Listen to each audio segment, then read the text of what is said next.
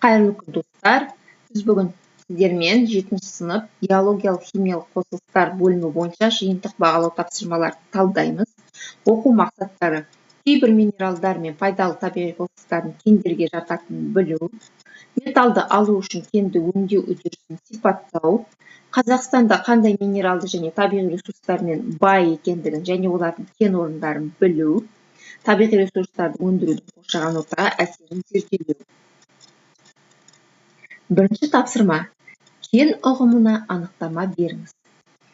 Яғни кен дегеніміз құрамында металдар мен олардың қосылыстары бар және одан таза металдарды техникалық жолмен бөліп алуға мүмкіндік беретін минералдар мен жыныстарды атаймыз.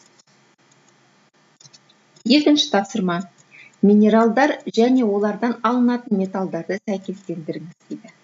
Яғни біз мына берілген 5 кеннің ішінен мыс, темір, натрий, алюминий қай металды алуға болатынын сәйкестендіруіміз керек. Мыстың кені ол бізде малахит. Малахиттің құрамынан мысты алады. Темірдің кендері ол бізде әрине перит және гематит. Натрийдің кені ол галит, ас тұзы кең тараған, және алюминийдің тұзы ол боксит.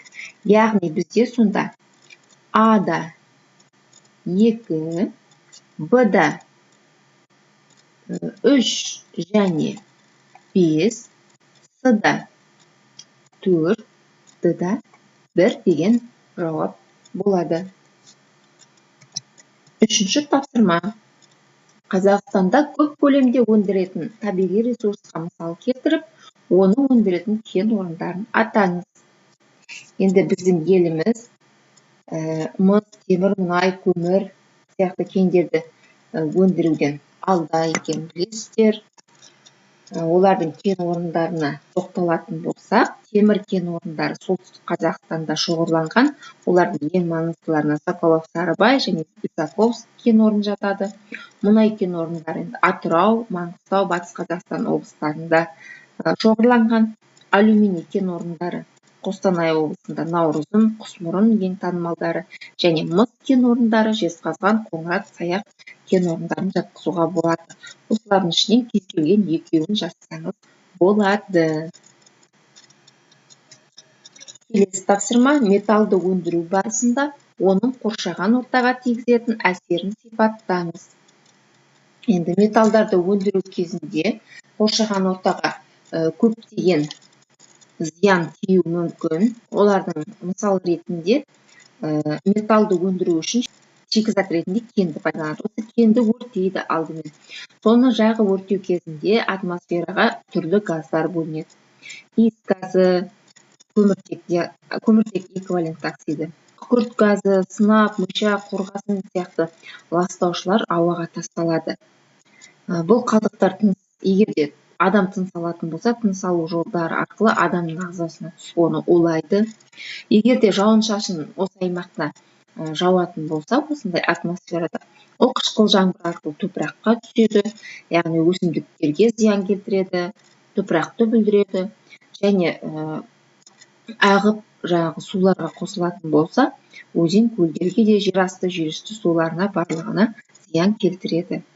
Бұл әкеліп енді суда тіршілік ететін ағзаларға өте үлкен қауіп болып табылады.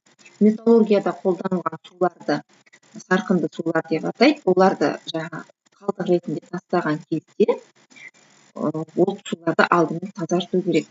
Себебі ол сулар процесс барысында фенол, қышқыл, цианид сияқты заттармен қанығып алады. Сондықтан ол өте улы, өте зиянды су. Осы су тазартылмай су қоймаларына төгілетіндіктен жерасты жүйесті суларды және топырақты ластайды. Бұл өте зиянды. Не оқушылар, осы сұрақтардың барлығына дұрыс жауап берсеңіздер, 9 балл сіздердің қанжығаларыңызда.